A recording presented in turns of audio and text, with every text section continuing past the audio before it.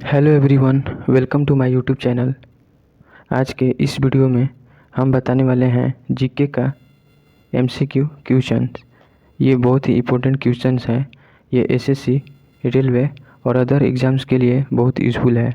Video को last तक ज़रूर देखें और अपना स्कोर कमेंट बॉक्स में बताएं। तो चलिए हम क्वेश्चन देखते हैं।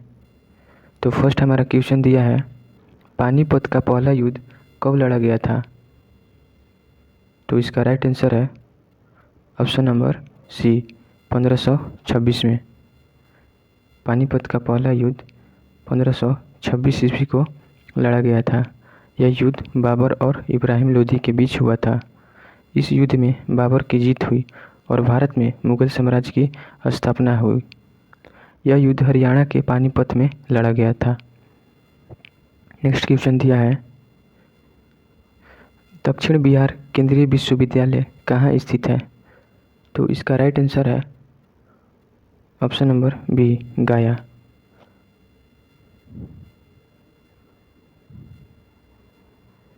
दक्षिण बिहार केंद्रीय विश्वविद्यालय बिहार राज्य के गया जिले में स्थित है।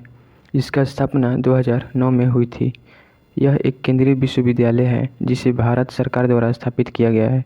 विश्वविद्यालय उच्च शिक्षा और शोध के लिए प्रसिद्ध है। आप लोग क्वेश्चन को यानी वीडियो को स्टॉप करके और फिर आप गेस करिएगा कौन सा आंसर होगा।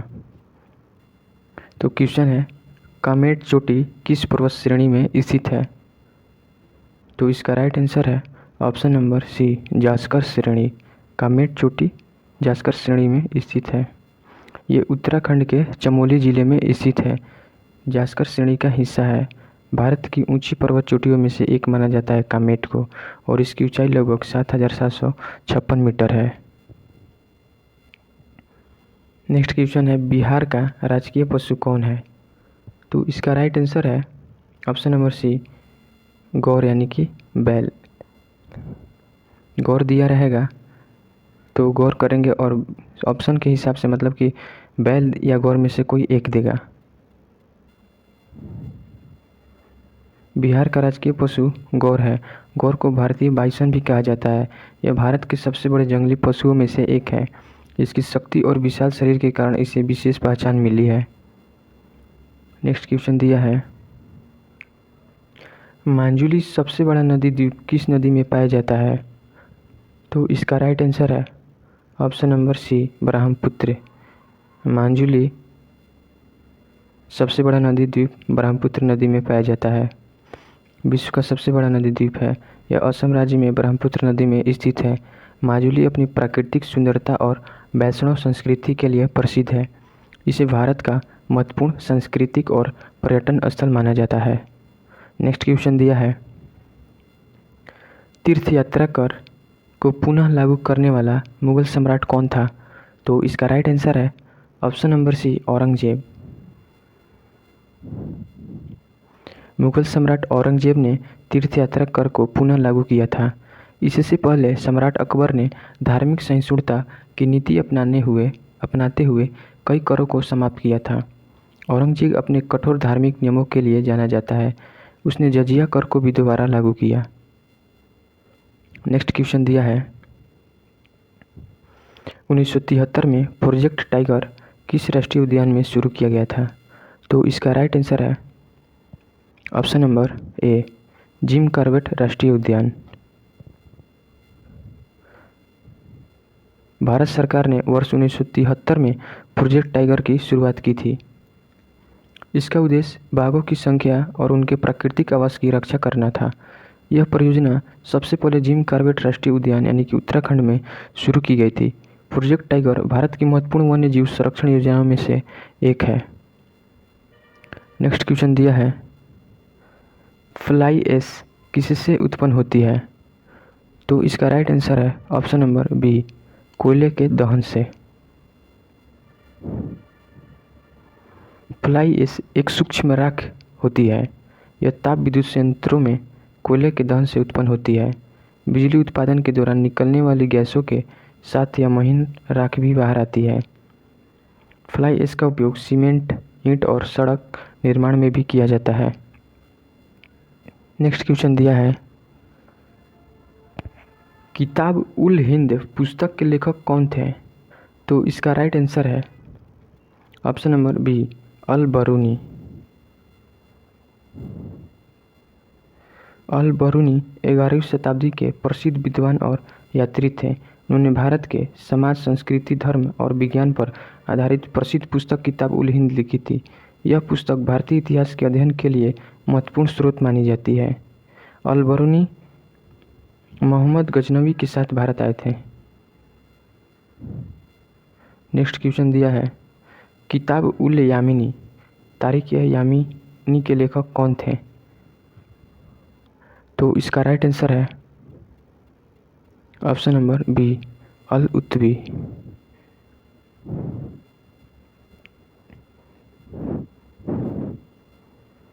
किताब उल यामिनी या तारीख यामिनी के लेखक अबू नसर मोहम्मद अली उत्बी थे। इस पुस्तक में मोहम्मद गजनवी के अभियानों और शासक का वर्णन मिलता है।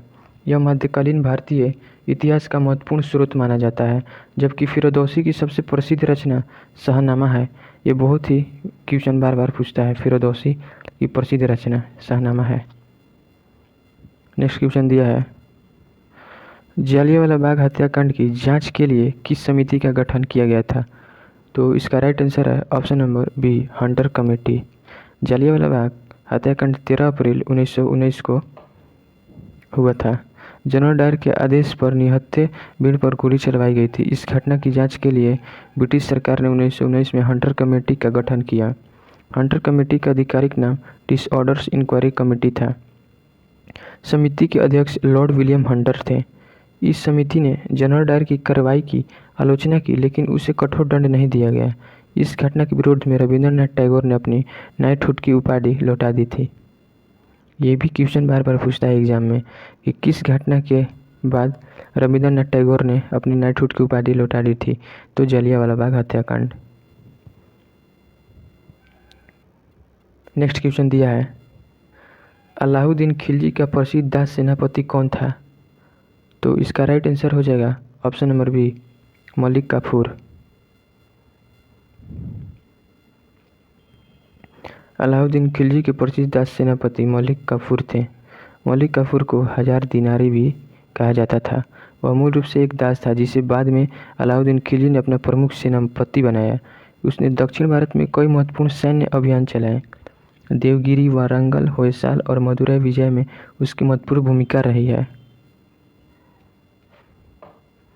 नेक्स्ट क्वेश्चन दिया है, विजयनगर साम्राज्य की प्राचीन राजधानी कहाँ स्थित है? तो इसका राइट आंसर है ऑप्शन नंबर बी, हम्पी।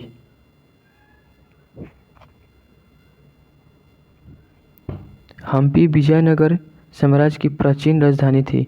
यह वर्तमान में भारत के कर्नाटक राज्य में तुंगभद्रा नदी के किनारे स्थित है। विजयनगर साम्राज्य की स्थापना 1336 ईस्वी में हरिहर और बुक्का ने की थी। हम्पी अपने विशाल मंदिरों, पत्थर की मूर्तियों और स्थापत्य कला के लिए प्रसिद्ध है। यहाँ का विट्ठल मंदिर और पत्थर का रथ विशेष रूप से प्रसिद्ध है। हम्पी को यूनेस्को विश्व धरोहर स्थल का दर्जा प्राप्त है। नेक्स्ट क्वेश्चन दिया है, भारतीय संविधान के अनुसार राष्ट्रपति लोकसभा को किसकी सिफारिश पर भंग कर सकता है? तो इसका राइट आंसर है ऑप्शन नंबर सी, केंद्रीय मंत्रिमंडल। भारतीय संविधान के अनुसार प्रेसिडेंट ऑफ इंडिया को लोकसभा भंग करने की शक्ति प्राप्त है, लेकिन वह एक कार्य सामान्यतः यूनियन कैबिनेट की सलाह पर करता है। संविधान के अनुच्छेद 74 के अनुसार राष्ट्रपति मंत्रिपरिषद की सलाह से कार्य करता है। यदि प्रधानमंत्री और केंद्रीय मंत्रिमंडल लोकसभा भंग करने की सिफारिश करें तो राष्ट्रपति लोकसभा को भंग कर सकता है। लोकसभा भंग होने के बाद नए आम चुनाव कराए जाते हैं। नेक्स्ट क्वेश्चन दिया है, चार मीनार स्मारक कहाँ स्थित है?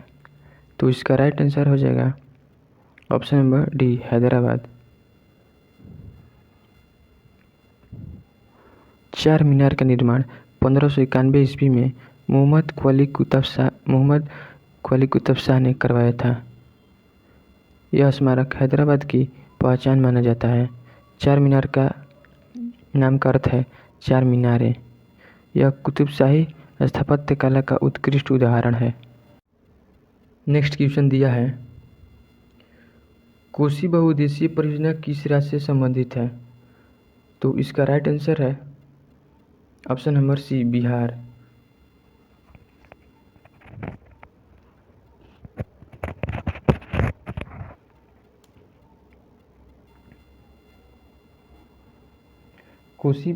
कोसी रिवर पर आधारित कोसी बहुउद्देशीय परियोजना भारत के बिहार राज्य से संबंधित है। यह परियोजना भारत और नेपाल के सहयोग से बनाई गई है। इसका मुख्य उद्देश्य बाढ़ नियंत्रण, सिंचाई और जल विद्युत उत्पादन है। कोसी नदी को बिहार का शोक कहा जाता है क्योंकि हर साल भारी बाढ़ लाती है। इस परियोजना का सबसे महत्वपूर्ण उद्देश्य बिहार के बाढ़ प्रभावित क्षेत्रों की सुरक्षा करना होता है। नेक्स्ट क्वेश्चन दिया है, भारतीय संविधान की 8वीं अनुसूची में बोडो, डोगरी, मैथिली और संथाली भाषाएं किस संशोधन द्वारा जोड़ी गई थी? तो इसका राइट आंसर है ऑप्शन नंबर डी, 92वां संशोधन अधिनियम 2003।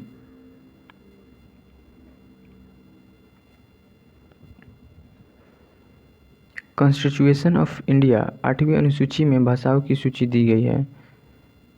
92 कॉन्स्टिट्यूशनल अमेंडमेंट एक्ट 2003 के द्वारा 4 नई भाषाएं जोड़ी गई, बोडो, डोगरी, मैथिली और संथाली। इन भाषाओं को आधिकारिक मान्यता देकर भारतीय भाषाई विविधता को और मजबूत किया गया। 8वीं अनुसूची का उद्देश्य भारत की विभिन्न भाषाओं को संवैधानिक संरक्षण देना है। नेक्स्ट क्वेश्चन है, लंदन में पहला गोलमेज सम्मेलन फर्स्ट राउंड टेबल कॉन्फ्रेंस किस वर्ष आयोजित किया गया था? तो इसका राइट आंसर है ऑप्शन नंबर सी, 1930। यह सम्मेलन ब्रिटिश सरकार द्वारा भारत में संवैधानिक सुधारों पर चर्चा के लिए बुलाया गया था। इसमें भारतीय नेता और रियासतों के प्रतिनिधियों को और ब्रिटिश अधिकारियों ने भाग लिया था। महात्मा गांधी इस सम्मेलन में शामिल नहीं हुए थे क्योंकि वे उस समय सविनय अवज्ञा आंदोलन में जेल में थे। कुल 3 गोलमेज सम्मेलन हुआ, 1930 से 32 में आयोजित किया गया था।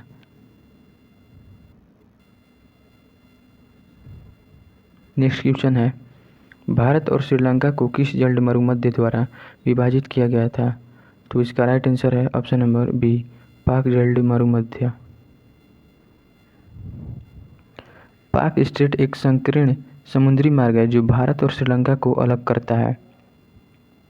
यह जल मरुमध्य भारत के तमिलनाडु तट और श्रीलंका के उत्तरी भाग के बीच स्थित है। इसके उत्तर में बंगाल की खाड़ी और दक्षिण में मन्नार की खाड़ी स्थित है। इंडिया और श्रीलंका इसी जल मरुमध्य द्वारा अलग होते हैं। यह क्षेत्र नौवहन और मत्स्य पालन के लिए महत्वपूर्ण है। नेक्स्ट क्वेश्चन दिया है,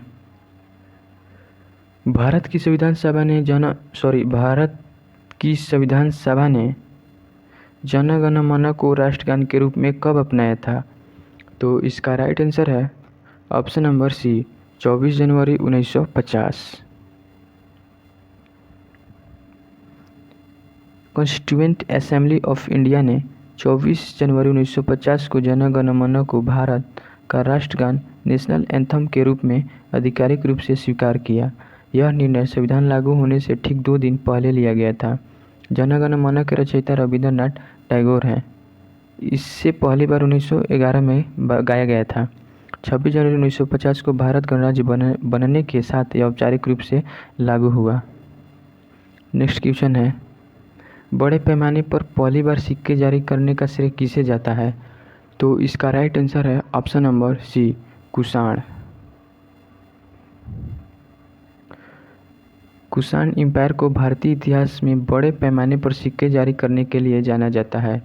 कुषाण शासकों ने पहली बार व्यापक स्तर पर सोने के सिक्कों का प्रयोग किया। विशेष रूप से वीमा कैडफिसिस ने सोने के सिक्कों के बड़े पैमाने पर प्रचलन शुरू किया। इन सिक्कों पर भारतीय और विदेशी दोनों प्रकार की संस्कृति झलक मिलती है। यह काल व्यापार और आर्थिक समृद्धि के विस्तार के लिए महत्वपूर्ण माना जाता है। तो गाइज आप लोग कमेंट करिएगा कि आप लोग का क्वेश्चन कितना सही हुआ है। और